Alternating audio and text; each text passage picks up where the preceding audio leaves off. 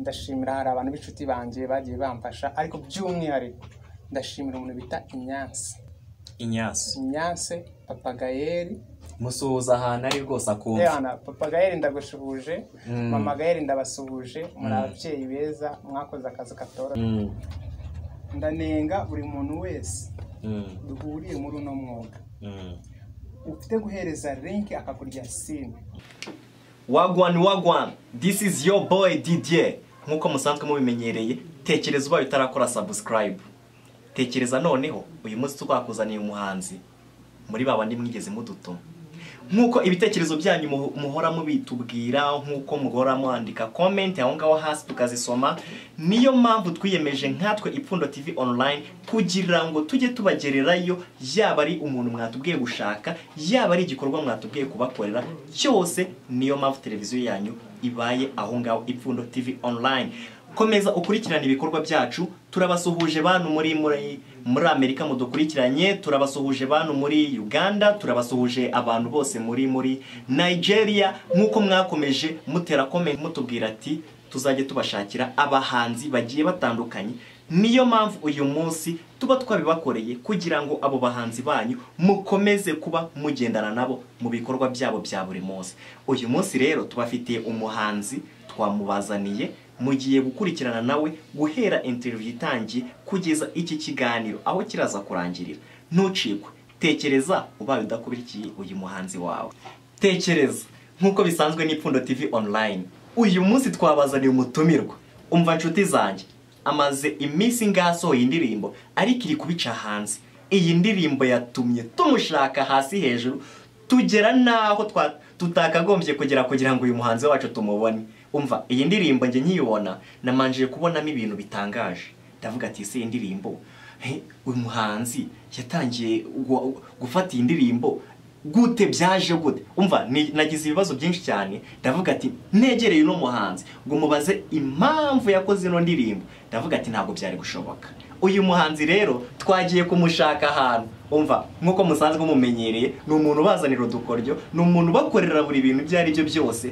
Ahubwo sinzi ngo mumwiteze muti. Ese iyo ndirimbo wowe waba warebye ibintu birimo? Umva, ngiye indirimbo kugira ngo nze gushaka uyu muhanzi nuko hari ibintu bingaye nagiye mbonamo. Mu kuganira nawe ndaza kumubaza byimitse cyane kuri iriya ndirimbo, impamvu yatekereje kuyikora, impamvu iyi ndirimbo yasohotse, mubaze n'igitekerezo ahantu cyavuye.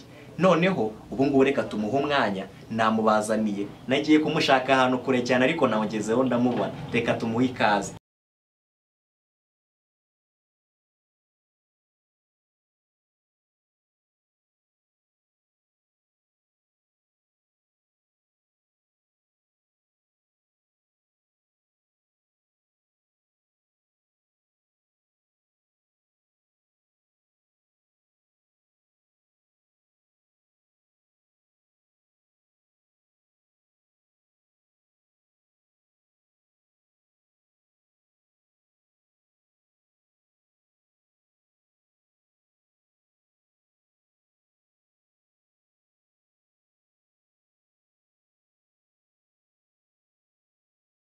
Indirimbo navuga ifite umwihariko wayo kuko hano mu Rwanda ndakeka ari Aloyz Lopez, mbikoze nka Aloyz Lopez nuyumva cyangwa se n'andi bose bakayumva barasanga ifite umwihariko udasanzwe hano mu Rwanda. Ni indirimbo twakoze bitewe n'ubwenge bwinshi, twayihuriyeho turi abantu benshi kandi bashoboye hano muri industry. Ni indirimbo dutekereza ko izarenga umupaka ikava hano mu Rwanda ikajya n'ahandi. Audio yayo yarabikoze hano hanze barabizi. Man, video noneho sasa feedback hasi hari uraza kuzirebera. Ni indirimbo twatekerejeho ubwacu. Umutipe yajangana arambwira ni man, sinari nzi ko ibintu nk'ibi bibaho. Uri kumva? Arambwira ni se musaza, ibi bintu wabikora mu nganzo bikavaho. Ndamwazane ni ibiga umusaza. Ubwo ngubwo ni narambwira man, siko nagiye kabisa mura ni baby kuntu numva ndayikunza ati nifuza ko yabishuka yanjye tu. Ndamwazane man, nose wifuza gute ko umuntu yabishuka yawe mutaziranye? Uri kumva? Arambwira ni byabaye musaza. Nyine bibaye arambwira mitangora mu nganzo mba ndamuririmbiye akantu gato, akayumva ni byiza. None hari umusaza w'ishumi yanjye kubera ko dukunda kurepetana n'ibiki menshi umusaza aravuga ati tugomba kuyandika tukayikorana indirimbo dushyize muri beat twumva ni nziza cyane kuko iravanze man uzagenda uyirebe harimo rumba harimo karahanyuze ukuntu hip hop y'ubu man afro hip hop yo twayigiyemo neza to ni indirimbo ifite message indirimbo urukirane rw'amanota rwayo man ruryoheye amatwi video yayiryoheye amaso ni indirimbo nziza ikoranye ubuhanga. Ese iriya ndirimbo ko mbona yatangiye kubica aka kanya nta n'iminsi ibiri iramara ubu iriya ndirimbo ukeka ko izagarukira hehe? Akeza karigura gusa ubu iriya hano ku isi ntaho no mu ijoro bazayiririmba umusaza. Ngaho nubwo naje nkuvuga tangira wibwira abagukurikiranye ubabwire icyo ukora ubabwire uri umuntu ki ese nubwo hari abantu bagukurikiranye benshi cyane hari abantu batazi amazina yawe nubwo naje nyavuga kubera agahigo indirimbo yawe imaje gukora hano hanze. Aloyz Lopez ndi ingaragu. Aloyz Lopez ni umuhanzi nyarwanda.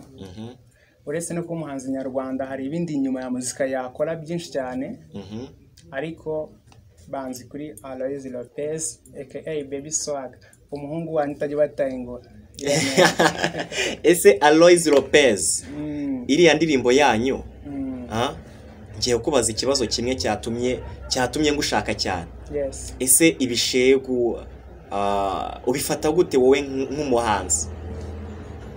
Nje sinjye numva y'umuntu ashatse kuvuga ibishegu abakurikije ihe mpamvu nshaka kumegeze epfo byibuza n'indirimbo wumvisha ukumva ni igishegu. Hano hanze hari indirimbo nyinshi cyane babona bakavuga ati indirimbo irimo ibishegu sibyo? Ntago ndazijudginga ngo mvuge ngo niyi ariko urabizi nawe ko inshuti zawe zijya zivuga ati iyi ndirimbo irimo ibishegu. Indirimbo Eliana buriya umuhanzi sinzi kuntu nabivuga hari ukuntu umuhanzi afite kwandika base bitewe wenda no kuntu yaramutse cyangwa se mugenzi we yaramutse akaza akamuha ibitekerezo. Iriya ndirimbo nari ndi muri repetition ndi kumwe n'umusaza twayikoranye umuniga ahantu ryo harangana umusaza ariko si ibintu byambaye ndamubwira ndahari naribi arambwira numva nyine kuntu bimeze mitamuririmbira ambwira ibintu byavamo indirimbo nziza cyane wakemera tukayikora bita tuyikora gutyo umusaza nawe turacuranga twumva indirimbo iguyemo y'abantu tuyikora gutyo ariko birana ibintu byabaye ku muntu gusa imaze kujya no hanze abantu bajya batubwira ngo man ngusiki ibi bintu bibaho twumva nyine ibyabaye kuri mugenzi wacu n'abandi bibabaho cyane. Ese iriya ndirimbo nayahe magambo mwakoreshejemo cyane? Iriya ndirimbo amagambo arimo agaragaza kuntu umuntu afite kuva ahantu mu cyaro cyangwa se n'ahandi runaka ajya ahandi. Burya aho umuntu avuye akajya n'ahandi agasanga y'abantu birashoboka ko wakubaka y'ubushuti birenze ko babitekerezaga. Iriya ni story y'umuntu wavuye ahantu mu cyaro ageze mu mujyi wa Kigali aza gukubitana n'umukobwa we naramukunze arangije kumukunda akajya agira ubwabo bwo kubimubwira ko abimubwiye umukobwa mwakirana yombi barakundana ariko bitewe n'ukuntu amagambo hano hanze rubanda bateye bakajya bareba se ni gute umuntu ava mu cyaro agakundana n'umukobwa w'umunyamujyi bahita bajya umukobwa bamujya mu matwi bamugiye mu matwi umukobwa ashaka kubyemera umuhungu yajya amureba akabona wa mukobwa nyine hari ukundi yahindutse none ubwo nibwo umuhungu yagiraga akamubwira man ibaze wowe kumva amagambo y'abantu reka disi kumva amagambo ya rubanda nabifuza ko tutabana. Umuhungu akajya amubwira uri kumva subiza amaso inyuma wibuke nje nawe tumenyana muri bari bose nta numwe wari uhari. Nuko twayanditse ni nakiteye. Ese iyo ndirimbo yitwa gute abantu bayisanga hehe? Indirimbo yitwa Eliana. Eliana ni indirimbo imaze amezi 3 isohotse. Video yo ni vuba isohotse nta n'umunsi urashira. Ugiye kuri YouTube kandikamo Eliana by Aloyz Lopez featuring Aminadab. Eliana urayibona yose ko yakabaye. Ukayumva ugasangaho n'izindi ukazumva. Lopez, impamvu yatumye tugushaka cyane ni abatumirwa cyangwa se muri comment ejo bundi twasizeho interview baratubwira ati Lopez yagiye mu bishego. Ese Lopez ibishegu wagiyemo baba bavuga ni ibihe? Ibishego kubijyamo nkora nk'indirimbo cyangwa se nabigiyemo nk'umuntu. Bake batubwira ngo hari indirimbo wakoze ngo wazibuye ngisoko. Ese kuzibura isoko ubundi ni ibiki? Man ziriya ni lyrics lyrics kuko iriya ndirimbo yumvishe neza sinzi umuntu wayibarira mu bishego iriya ndirimbo yumvishe neza ni ikubwira kuntu umuntu uri kumva aba yarashatse umugore we ariko bitewe n'akazi umugabo afite akaziburamo isoko no reka bitewe n'akazi ngo umusaza bitewe n'akazi umugabo afite akajya ataha akererewe none umugore we akagira ngo aba yatashye kare agaca n'ahandi umugore yabibwira umugabo bitewe n'ukuri afite ko ari akazi kaba kamuheranye umugabo yabimusobanurira umugore ntabyumve none umugabo ageze ahaca bugufi amubwira ni basi shere tuza noneho basi nemeye kugaruka mu nzira nziza uri kumva mbese kuzibura isoko ni nko gukura meshe ku musaza abantu bakuze baba babyumvisha ariko ntago ari ibishego kandi kumva nanjye ari byo mutubwira abantu mudukurikiranye ese ibyo bintu kuzibura isoko ni ibiki bundi yashatse gusobanura ko nge ndi kumva asundi reka mbanze ntakurembere wo wumve sibyo yaravuze ni umugabo yaciye bugufi we ubwe aravugane sibyo kamveho gato mbe ndetse izindi game n'ibyo ndega byose ku mutima mbe mbiretse uri kumva byose yabishyize hasi arangije aramubwira ni uri kumva arangije aramubwira ni tuza uri kumva ibindi byose ubimparire nje ninza basi ibyo ndega ku mutima nzabireka nzibura isoko nk'umuntu mukuru uri kumva umunezero ugaruke mu rugo rwacu iyo ndirimbo abantu bari kuyireba bari kureba interview yawe bagize amatsiko iyo ndirimbo yitwa gute iyo ndirimbo yitwa ndagarutse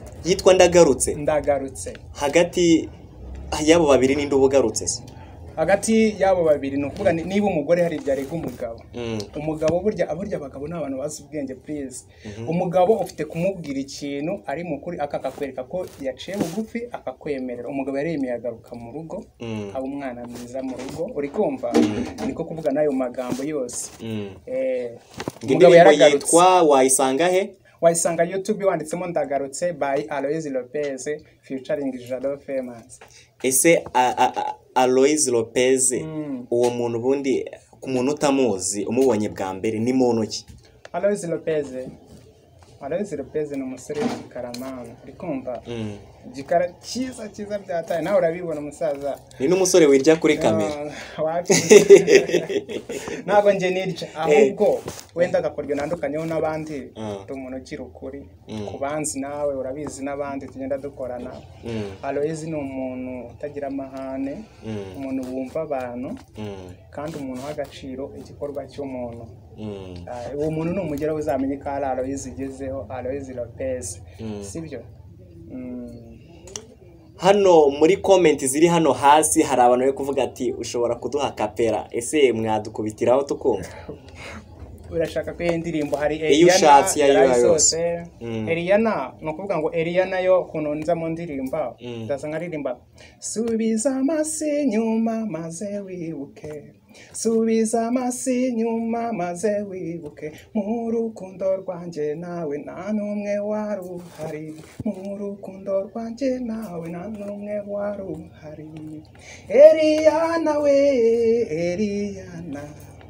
Eliana wowe mwana nakunze Eliana wowe mwana nakunze yemen yo ni Eliana none yandi bavuga ngo ni igishego ako nje nshaka kukubaza ese undi igishego hano mu Rwanda numva bavuga ngo ibishego n'indirimbo imeze gute je nago njya mpamanya n'abantu bavuga ngo ibishego munyumve neza ni gute umuhanzi akora indirimbo ukavuga ngo ni ibishego ubundi ngiye ikintu nemera nkanjye nkoze ikintu nemera ko hari bakuru banjye bambanjirije ibyo nakora byose buri hari umuhanzi waririmbye ngibi nibyo twigiye ku birenge by'abatubanjirije ako kantu urakazi ndakazi ibyo nakora byose ngendera ku birenge by'abatubanjirije nuvuga indirimbo yose nakora nkayizimiza we wabasha kuyisesengura ukavuga ngo ni igishego uri kutubeshyera reka nk'urugero ibi byose dukora twebwe biva ku bahanzi batubanjirije umuhanzi wa kera arifasha araririmba ngo ngagaseke karapfundikiye ngo cyarire kinyana mu biru bitemba itoto uri kumva agaseke karapfundikiye nzagapfundura arukuje ibase n'ibintu yari agiye gupfundura man iyo ubisesengura usanga nyine ari bya indi iki gihe bari kwita ibishego none kuki iyo ndirimbo iyo uyirebye ugasanga ibyo bintu yari gukora nese yari aje gupfundura agaseke azasangamo inyanya ibishyimbo se cyangwa amasaka nibyo yari ari kuvuga niyo mpamvu nanjye nivuga ngo kuzibura isoko cyangwa se ukajya kumva ngo Bruce Melody ikinyafu wowe ufite uko uzabisobanura n'undi afite uko azabisobanura ni nk'uko uwo ngo wavuze ngo agaseke karapfundikiye ngo nzagapfundura rukuje hari ibyo natekereje ntabwo nabyita ibishego wanjye ahubwo utarabashe kwisesengura n'utabizi nta ndirimbo y'igishego ibaho umuntu akora ikintu abona kizacuruza audience bashaka nta gishego kibaho kuko ibyo dukora twe nibyo abatubanjirije ni umuntu aririmbye agaseke karapfundikiye nzagapfundura rukuje kuki ngiye niba nje kuzibura isoko umunezero ugaruke mu rugo rwacu wumva ko ari igishego iyo soko ni wowe uyizi turacyakomeza hano n'umutumirwa wacu ese ndi kubona nyine turagutunguye ahantu waruri ariko nge birantangaje kubona wambaye amashanete ese ukunda amashanete ubundi jewe Aloyz Lopez uzamusanga kuri Chanel ingofero ibyo bintu nubimuburaho ntabwo mbyambara kuko mbikunze cyangwa se ni karemano man ni ibintu Imana yandemye ngira ngo ibima kubikunda nkuko ukunda kurya umuceri ugasanga nge nkunda ibindi sibyo man ingofero ku mutwe niryo kamba ry'abakambwe ese Rope iyo wambaye neza wambaye amafaranga angahe ubundi njyewe tutaranavugana ni ukuvuga ngo aka kantu ubona niko gasobanura imyenda nambaye nusanga nambaye aka kantu katariho uzamenye ko icyo gihe nambaye ikintu kidahagaze idolari ni ukuvuga ngo iyo nambaye neza mpita ndenzaho aka kantu niko gasobanura imyenda nambaye amafaranga ihagaze uyibara mu madolari ntabwo ari amanyarwanda. Okay Rope nubwo twari tugutunguye reka noneho tukureke tugusezere cyangwa se hagira ikintu ubwira abantu bagukurikiranye mu gihe utaragenda. Mu gihe naragenda ubundi ngiye nkunze kubwira abantu ngo tujye dukunda ibyacu mbere yuko dukunda iby'abandi. N'Imana igivuga ngo kunda mugenzi wawe nkuko wikunda. Nukunda umunyarwanda ukamushyigikira. Uri kumva ni wowe uzaba wishyigikiye. Urakoze kumbwira iryo jambo kunda mugenzi wawe nkuko wikunda. Sugo ufite umukunzi? Nje benshi cyane. Ufite abakunzi benshi cyane uzanabibona muri comment bazandika. Barabikunda ibintu nkora man barabikunda. Uri kunjyana ahantu nashaka ndi kukubaza umukunzi w'umukobwa umwe umukunzi w'umukobwa cyangwa ugira benshi. Wanze kubyemera neza wanze kubyemera. No nagaruka banga kubyemera umukunzi mufite nakubwira nawe. Ni benshi cyangwa niyo mpamvu? No kuvuga ngo nje nakubwiye nifite abakunzi benshi. Nari nzi kuri kumbaza audience kundi byo nkora ariko waje kunsobanura niba hari girlfriend mfite nawe. Okay, urakibutsa abagukurikiye izina ryawe, uracyabibutsa n'ahantu bashobora gukura ibihangano byawe. Komeza ubibutse. Yes, izina Aloyz Lopez aka Baby Swaga. Ibihangano byanjye ushobora gusimbukira kuri YouTube ukandikamo Eliana cyangwa ndagarutse. Ibyo byose ni indirimbo ufite kugenda ugahita uzibonaho tu. Ibindi byose bigenda bikorerwaho wageze kuri channel yanjye urabibona. Mbibutsa bwo gukora subscribe, sharing ibikorwa usanzeho, like n'ibindi byinshi cyane. Uranandika hasi comment y'ukuntu wumvise izo ndirimbo, ukuntu warebye video. Yes. Urababwiye ngo aka Baby Swaga. Yeah, Baby Swaga. Swaga se byavuye? Swaga urabona ukuntu niri umwana urabona nyine nyiga tu za primaire hari ukuntu twajyaga kuririmba byandi by'amanota man kera hari ukuntu mwagendaga mu karirimba uri kumva ebana baje babona ukuntu ngenda nka kubitana twika abana kuzura mu madirishya byataye buri gihe cy'Imana kirivugira bakajya bagana sakakana ko kabaga flash uri kumva bamwe nkajya kumva nkejo ngo Baby Swaga nanjye nkemera tu iryo zina riza gufata indi ntera buryo n'indirimbo ya mbere naje gukora nayikoze nyine nitwa Baby Swaga bavuga ko nibyo bari bazi ariko rimwe nibwo nari ndi kumwe na TNP urayizi nibwo bambwiye nse musaza wowe nukomeza gukora indirimbo yitwa Baby Swaga mani uzagera aho kure icyo gihe twari turi muri touch icyo gihe ni batirije ko bwa batirije nyine aribo bamanaginga gira studio ubwo nyine nibwo bamaye icyo gitekerezo niko guhita bashaka izina baravuga ni Aloyz Lopez. Aloyz Lopez. Ese Aloyz Lopez nubwa kange ushobora kubuje muri studio za Ipfundo TV online? Ipfundo TV studio ngubitana nazo nyinshi cyane ntago nakibuka kabisa. Okay Lopez, indirimbo yawe iri gukora ibintu hano hanze yabiciye byo rwose, indirimbo yakunzwe cyane kandi indirimbo abantu bose bari kuyireba bari kuvuga ati uyu mwana ari talented. Ese iyo talent uyikesha iki? Muri byose mane muri tara ntago ari nko kuvuga ni aya nta mafaranga cyangwa se ni ikintu nagize ubundi sinkesha ababyeyi si umuntu runaka gusa birashoboka ko umuntu afite kubagarira ibyo mfite muri jewe singewe ubikesha ku bwanjye ntago ari imbaraga natanze cyangwa se kubw'ikiguzi ahubwo talent mfite mani nge nyikesha Imana tu kuko nanjye ndireba mani nge nkabona ndi tara yigendera umusabura ndi talent yigendera kabisa mbikesha Imana. Ese hari ikibazo dukunda kubaza abahanzi, ese ufite manager? Manager mayafite. Ese uramushaka aramutse abonetse yaza akakumanaginga nta kibazo cyangwa ufite ukuntu uri private ukuntu? Buriya kugira manager ni byiza cyane ibyo ukora bibasha kukorohera ikindi time ufata ujya mu bintu ushaka gukora ifite management hari byikugiramo nawe ukaza utwika kubona ibitaramo birakorohera kujya studio bikoroha management ibonetse byaba byiza kurushaho ariko itanabonetse nkanjye nk'umuhanzi nk'umuntu ukora ibintu nkunze binandimo nta kundi ni kwa kwirinda kw'abasa tubaha ngo tugira dute tubaha yego isi nibibazo byayo nukuvuga ni buri wese mu gakino kiwe yabona umufasha atamubona uremera ubwo bivuze ko aho ngaho ubahaye ikaze uwo ari we wese ni karibu yaza akakumanaginga nta kibazo. Yes ubaye uramutse ngiye kumanaginga ntago ari kwa kundi kuvuga ngo kwikopi kuki ari gihe waba ufite ibitekerezo ubona umpaye navamo umuntu urenze uwondi we icyo gihe unzaniye ibyo bitekerezo byawe kabima waba ubaye mu manager mwiza kuko kumanaginga umuntu ntago ari amafaranga gusa kuko ufite ko amafaranga kubera ubwenge buke ejo akaba yashize najyanye mu bindi ariko ufite kuza ukambira manager w'ibitekerezo ukareba cyangwa ukavuga ni video izagikorwa gutya ibyo byose ndabikeneye ariko icya mbere nubaha kuruta ikindi umuntu minama shiti yanjye ndakubaha iyo umpaye inama ukaba mu mwanya wawe tukishaka tukaganira ukambwira ngo iki kigenda neza iki nikigenda neza uri umuntu w'agaciro imbere yanjye. Aloyz Lopez nokoneye.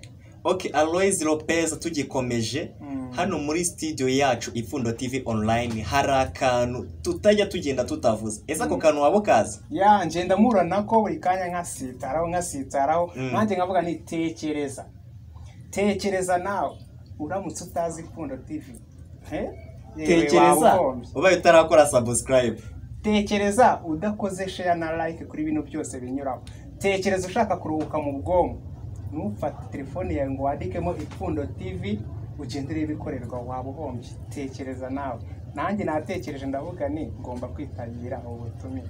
Ese Lopez tekereza ubaye umuhanzi wa mbere wadukanye award mu Rwanda ukaba wa mbere, tekereza bibaye nubwo bazegukanye keretse haje irindi rushanwa runaka aho nkari gitabira nkahita mbitwara zaguma zarabonetse byararangiye ahubwo bavuze ni nicyo kintu kitarakorwa sibyo wenda umuhanzi witonda mu bahanzi nkahita nyegukana. Tekereza bibaye umuhanzi witonda wa mbere ukayegukana. Tekereza umuhanzi ukora ibintu yitonze buriya mani ntabwo njya mu kuzabaze n'abatipe tubanye mani baranyemera kabisa. Serope tekereza girlfriend wahise ajya muri comment akavuga ati uyu muhungu aranyihakanye. Tekereza nk'ufite nkaba navuze ko ntagufite ntawe mfite. Tekereza hano hanze hahise haza umu manager akahita akubwira ati uyu mwana njye ndamukunze reka mite mukomezanya. Tekereza ubaye w'agaciro imbere yanjye. Tekereza uje mu buzima bwanjye no mu bikorwa byanjye nibaze kuntu byaba bimeze. Tekereza hagize umuntu ahita avuga ati ngiye mise nkuremera noneho ugiye kwita ujya he state none ngiye niho ngiye kukujyana. tekereza ndamutse ndirimba mvuga ngo Imana ishimwe Imana ishimwe Imana ishimwe Imana ishimwe. Tekereza mvuze ngo Imana ishimwe biturutse kuko yagukoresheje ukaza kuri njye. Ibaze nawe ako kaza. Ahubwo se tekereza baramutse bakujyanye muri gospel wahera kuyihe ndirimbo? Tekereza imirongo ya gospel ngiye mu mutwe nkahita nanjye nza hano nkayirapa yemva. Tekereza ako kantu. Gospel ariko ndanayikunda please. Urayikunda gospel? Ndayikunda cyane. Kuki se atari wagiyemo kandi mbona impano hose uzifite? Mani kangusetsa nanditse lyrics uri kumva none ndaje kwandika lyrics ewana indirimbo turayikora hari umuproducer umwe wayumvisha aranga mani kushanga wari wanditse lyrics nziza ariko ngo nubwo waririmbye indirimbo ihimbaza Imana mani ngo wagira niya yibuka mani umuproducer anciye intege ahita ambwira n'umusaza sekira kabisa fatiraho gospel ariko gospel nyine ndayikunda. Tekereza ahubwo wowe uje ukabimfashamo nkamenya nanjye gospel nkayiririmba birenze ariko mani yarambwiye ngo wagira ngo niyayibuka mani mpita kimwe. Ngaho sezera abantu bari bagukurikiranye hano kuri studio z'Ipfundo TV online. Yes. Subiza amasi nyuma maze wibuke, subiza amasi nyuma maze wibuke, Ipfundo TV nayo yadukoreye akana, yadukoreye byiza bitabahanira Rwanda. Jo na Aloyz Lopez ndabakunda cyane, mujye mukomeza kunkurikirana mukora like ku biganiro nk'ibi ngibi bya Ipfundo TV. Niba ushaka kuruhuka mu mutwe fata telefone yawe wandikemo Ipfundo TV, uzahasanga umunyamakuru bakunda cyane ubikora bigacika hano mu Rwanda. Bamwita tekereza bamwita Didier tekereza nawe. Tekereza ariko nawe waruhutse mu mutwe kubera uri kureba ibintu byinshi bigenda binyura kuri Ipfundo TV. Tekereza iyi interview yagutwikiye. Tekereza nawe abantu bakunda byinshi. Hari umuntu ukunda reka nk'urugero, hari umuntu ukunda politike, hari umuntu ukunda ibijyanye na entertainment muri muzika, hari umuntu ukunda football, ariko icyo nzi cyo abo bireba interview zakoragaje. Okay, ngaba sezero babwira ciao n'ubutaha tuzongera tugutumire kandi mu gihe twagutumiye hari abatumirwa benshi cyane bagiye guteraho comment bavuga ati wenda ejo cyangwa ejo bundi batubaza ibibazo byerekeranye kuri wowe tutakubajije. Ubwo icyo gihe mu gihe twagutumiye uzabe uri ready kuza gusubiza ibyo bibazo. Tekereza muri comment handitsemo ngo muzagarura Aloyz Lopez kuri mikoro za Ipfundo TV online. Ipfundo TV online. Basi nongeye kwicara kuri kamera ari we wabigizemo uruhare. Tekereza ko kandi. Tekereza. Ndakwisabiye jewe. Jya muri comment niba ukunda ibikorwa byanje. Indirimbo yo ni Eliana ndagarutse. Izo ngizo nujya urahita uzibona. Uhita uzibona ewana. Uhite uzumva nurangiza uhite wandikamo hasi uzumbisha. Inshuti yanjye nkunda umuntu wumvisha igikorwa cyanjye uko kimugize muwe, niba kimukorogoshora niba cya ewana niba wacyemeye jya hasi wandikane kabisa courage urashoboye. Niba kandi kitanakunyuze jya mu hasi unenge. Ibyo ndabikunda. Niba nagukoreye ukanezerwa shima, niba utananezerewe musaza nenga, icyo kintu ndacyemera. Igitekerezo cyawe ni nyamibwa, ndagukunda cyane. Mukore subscribe Ipfundo TV kugira ngo ibiganiro byose binyuzeho n'ibindi bigiye bishoboka binyuraho byose bijye bita bikuzira ako kanya utiriwe uruha. Uza kandi ngiye gukora se hari abantu ngiye gushimira hano. Abahe? Hari abantu ngiye gushimira bakoze akazi katoroshye. Iyo nkore nabi ndakunenga, wankora neza nkanagushima. Nenga twumve. Iyi ndirimbo umuntu arabanza akanenga cyangwa arabanza agashima? Arabanza akanenga akaza gushima. Ndanenga buri muntu wese duhuriye muri uno mwuga ufite guhereza link akakurya scene. Uri kumva? Akakurya scene kandi yakurebera stat akabona we wamutwikiye. Uwo muntu ndamunenze. Hano hanze hari umutipe wavuze ngo nui wabona umuntu akurebera stat yawe natereho comment wamwandikira akakurya scene ati burya ntuzana bitekerezo cyane ahubwo hari igihongo yaba ari umuzimu. Ufite muri umva ati burya no umuzimu wigendera wowe ufite muri telefone yawe utaruzi ko numva bikaze uzanye uzasoma cyane. No kuvuga ngo iyo umuntu akurebera stat yawe uri kumva wamwandikira akakurya scene wapostinga akareba ntavuge wamusaba ubufasha bushoboye nta n'ikiguzi busaba nta kigwi. Ibizagutanga by'umwihariko nyine nk'uko nabikubwiye ino video igiye hanze ya Eliana hari abantu bayigizemo uruhare birankoma ku mutima numva nifuza gushimira buriya iyo umuntu aje akugana akakubwira ibimugenza ukabimukorera neza nk'uko nabyifuza burya uri umuntu mwiza cyane video uyirebye ifite agaciro gakomeye cyane ugashyize mu madolari mu mafaranga nta nubwo wanayabara sibyo ariko hari benshi bagiye bitambika kugira ngo video izi ifite rura rwego ifite yego nukuvuga by'umwihariko kugira ngo iriya video ibeho ndashimira hari abantu b'inshuti banjye bagiye bamfasha ariko by'umwihariko ndashimira umuntu bita Inyanse Papa Gaël musuhuza ahantu ari rwose akumva Papa Gaël ndagushuhuje Mama Gaël ndabasuhuje muri ababyeyi beza mwakoze akazi katoroshye kuba Eliana iri hanze isafuriya ni mwe mwabigizemo uruhari mwaritanze bikomeye ndabashimiye cyane Papa Gaël Mama Gaël mu byombi batuye ku Irebero mu mudugudu wa Benel.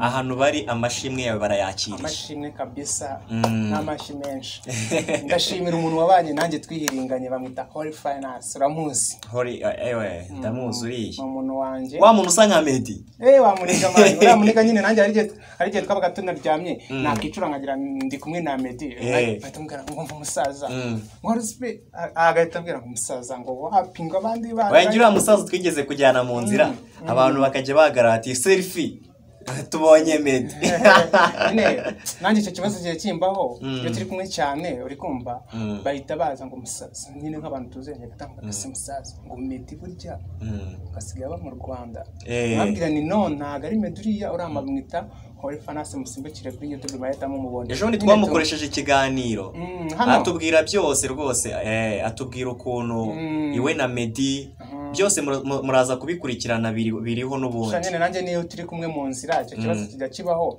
kuko nk'abantu tuziranye iyo mbashoboye tabambaza simpani Medi asigaye aba mu Rwanda mwabwira ni uriya ntago ari Medi gusa biba abantu barasa kandi batanavukana sinzi yego ntago nakivanga mu byabo ariko kwa kundi ko umugabo yisayidira wasanga wenda yarakoze ibara akaba atazwi muri famille naza kureba ino interview araza kugukubita inde Finance araza kugukubita yavuga ngo ukuri uca muziko negushe sinanjye umuntu uvuze ngasa na Medi nje nta nibyo nzi none basi kanifate ko ntabyo nzi ariko nje yo ndi kumwe nawe abantu bakambaza ni Medi asigaye mu Rwanda kuki mubimbaza Medi nta nubwo tunaziranye muzi nk'umuhanzi kuki mubimbaza ati kandi twakubonanye nawe uri kumva nabwo no uriya ntago ari Medi ni Finance mujye mugenda munareba ibikorwa byiwe ngo mpande ngo twebwe tuzi ko aba mu Rwanda mwabwirane birashoboka ko baba basa ariko namwe ni karibu muzamwegere mu mwibarize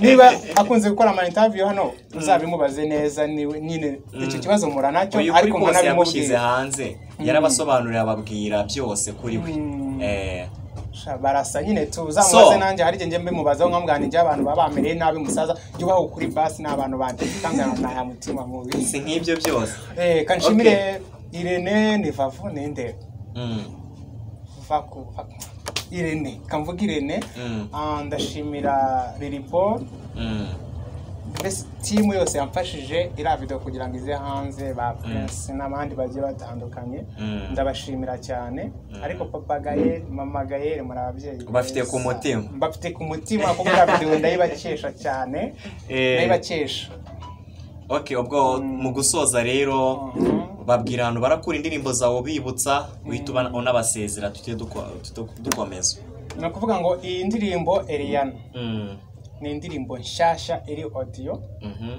audio yakozwe na Jimmy Pro kuva muri Level 9 Record irazwi iyo studio niho yaturutse video yayo ikaba yagiye hanze niba uyikeneye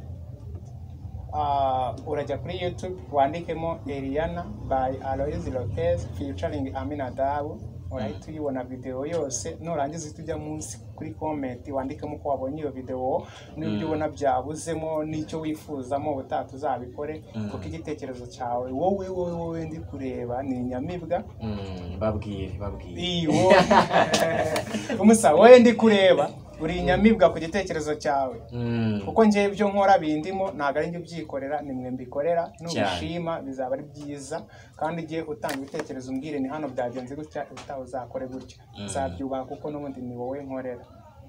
Okay, ngabwire ciao ciao. Akandi nyine nahita mubwira birakugora gusezera abantu. Gusezera. Bara ni inshuti zawe muzajya mwirirwana. Bariya baranda bakunda cyane kuko urabizi nibo nkorera byatari. Iyo ndi kumwe nabo niyo mpamvu pa numva ntanataha. Siko. Nakuvuga nikambabwire ni ikintu nababwira. Baby nukajya undakarira kuko nahananiwe kubw'akazi kenshi. I'm coming home ndagarutse. I'm coming home mwereka urukundo. I'm coming home ndagarutse. I'm coming home mwereka urukundo baby. Ndabakunda cyane nimwananyinera gutanzagaruka abasoza ndabakunda cyane. Astra Vista. Tekereza noneho ubuze ku Ipfundo TV uri kumwe na Didier ndi kugukubitira gutya. Yezagaruka like, share, comment, subscribe. Ciao ciao. Ciao.